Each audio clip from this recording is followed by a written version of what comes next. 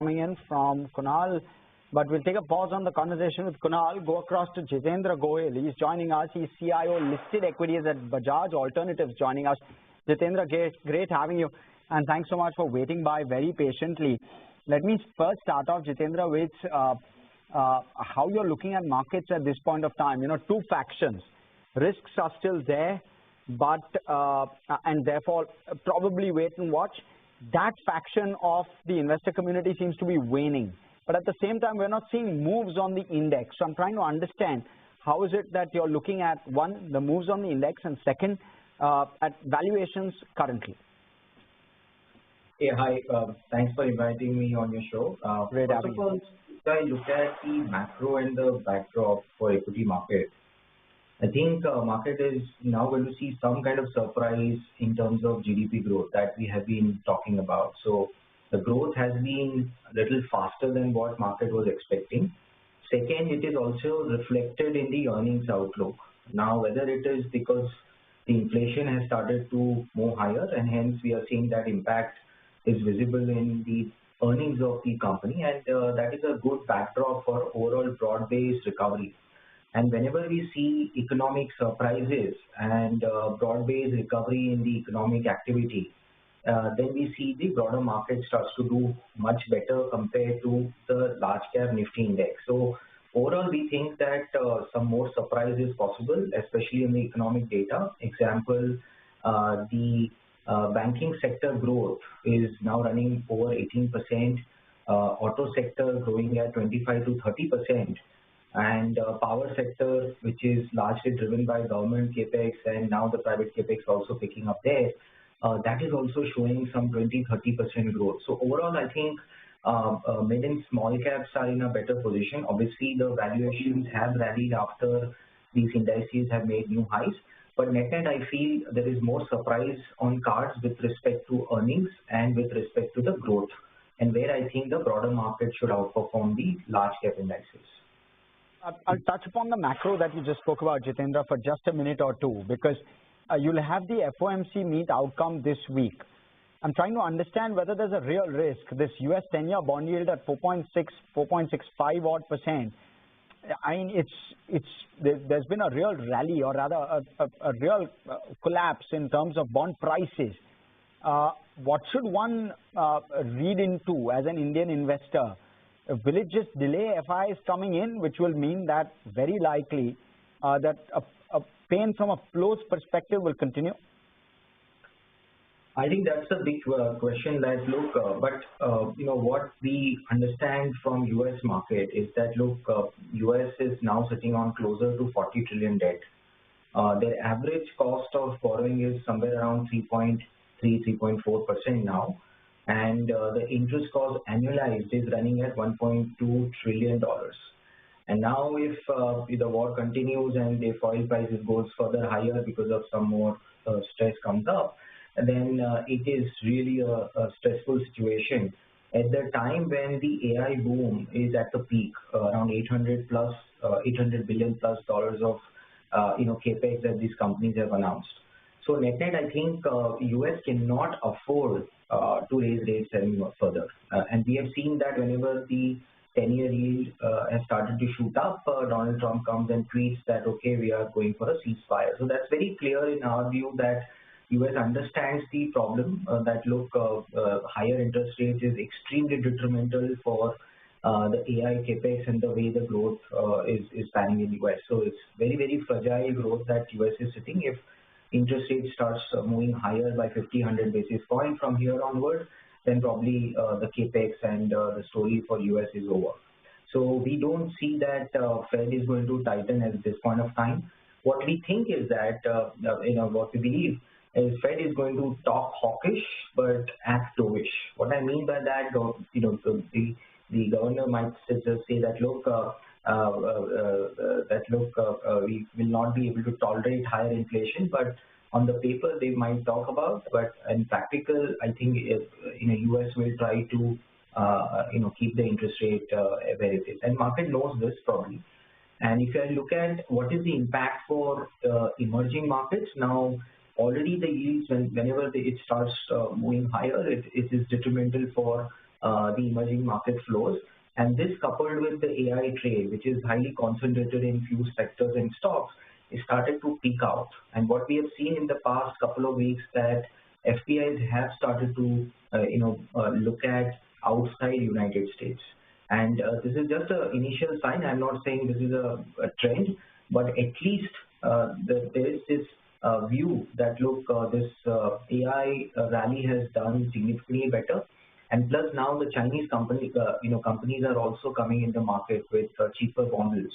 So net-net, I think US companies are going to see more competitive intensity, and this pressure is going to lead to fund managers reallocating their bets away from the US market. And this is just a sign that we are observing.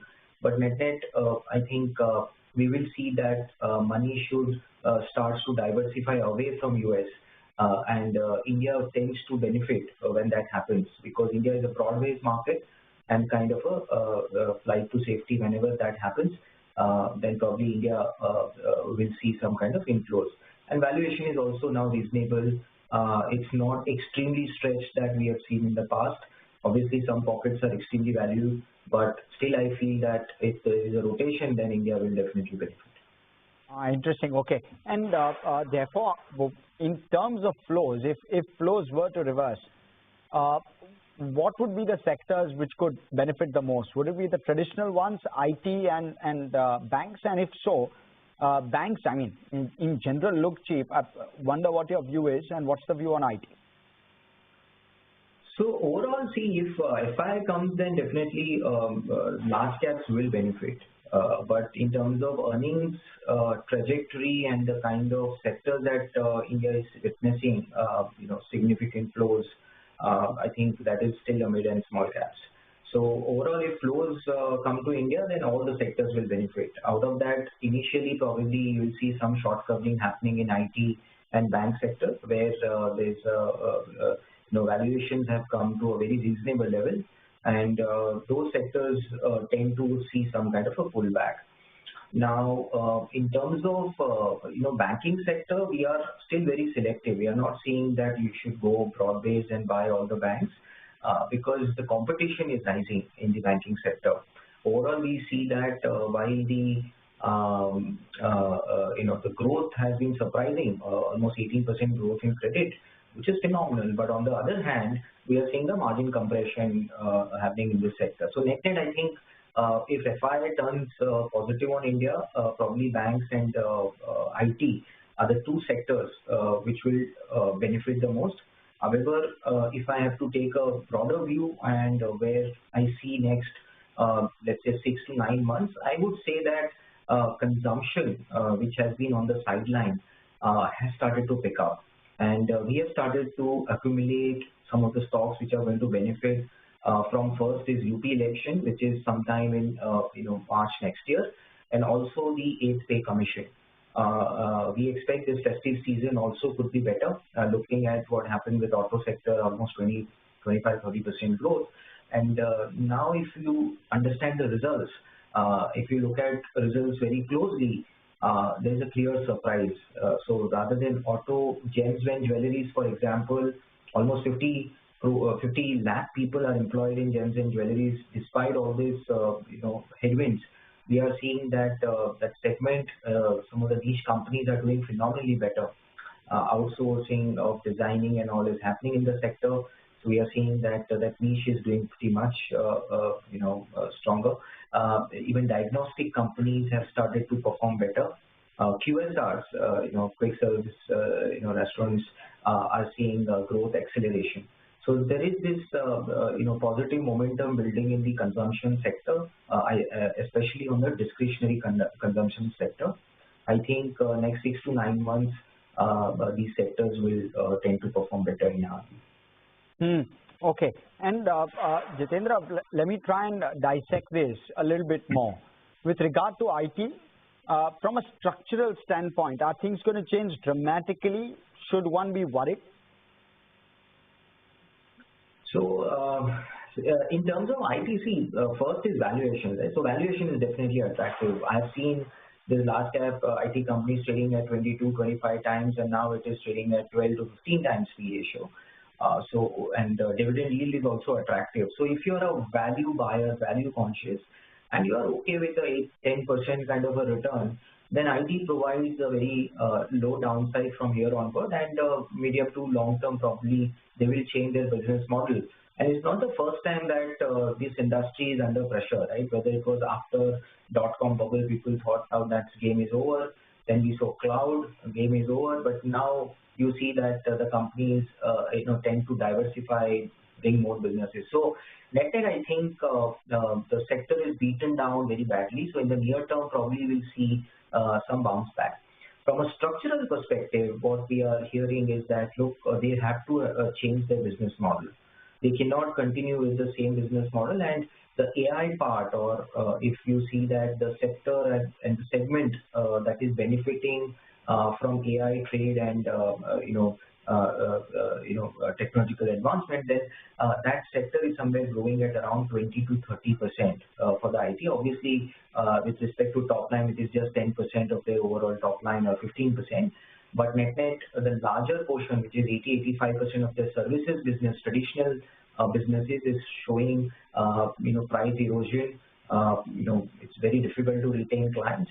So it's a matter of time which company actually takes the lead and try to grow the business, which is expected to grow around 20-30%. So I would say that it's a good time to accumulate, but don't have a short-term view here. If you are a really patient investor, probably you will see that IT is a good time.